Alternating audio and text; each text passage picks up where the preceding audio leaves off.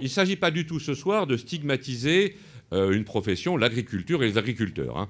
Simplement, on veut avertir que la modération est une bonne chose, notamment dans la surconsommation de viande et de poisson, et que le fait de s'obliger, dans la restauration collective, ou même soi-même, à être une fois par semaine végétarien, ça peut être très bon. Et vous verrez, par la qualité des produits qu'on vous propose ce soir, que ça peut être même de la gastronomie.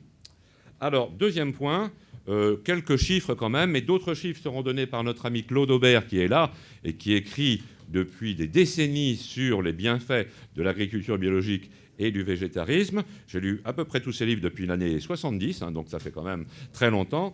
Et c'est très bon, notamment des livres de cuisine d'ailleurs, des cuisines, du bon sens dans votre assiette.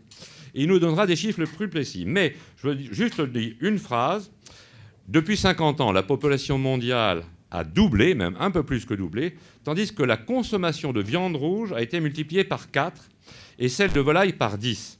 Actuellement, la situation, évidemment, selon les pays, est très inégale. En moyenne, un Européen mange 20 fois plus de viande qu'un Indien, soit à peu près 5 kilos par an pour un Indien et 100 kilos pour un Français, 123 pour un Américain.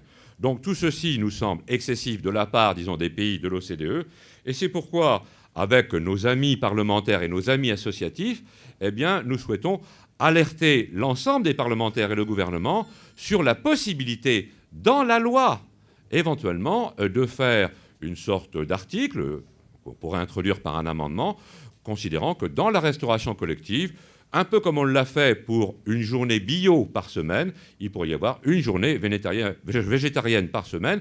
Ceci étant dit, on a déjà présenté cet amendement dans la loi Grenelle 2.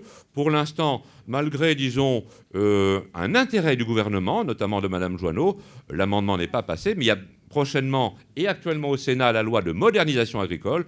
Donc on reproposera cet amendement dans les différentes lois qui touchent à l'alimentation, à l'agriculture ou à l'environnement.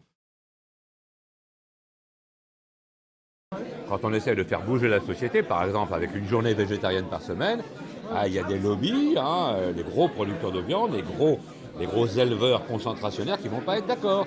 Eh bien, on se battra et c'est l'opinion publique et finalement la représentation nationale, qui est l'expression de l'opinion publique, qui aura le dernier mot.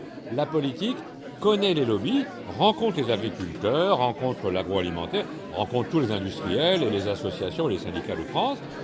Mais la politique et sa beauté, sa grandeur, c'est de viser l'intérêt général. Quand on dit que c'est mieux pour les finances du ménage, c'est mieux pour la santé, c'est mieux pour l'agriculture, c'est mieux pour l'environnement, on n'a que des plus quand on a une journée végétarienne par semaine.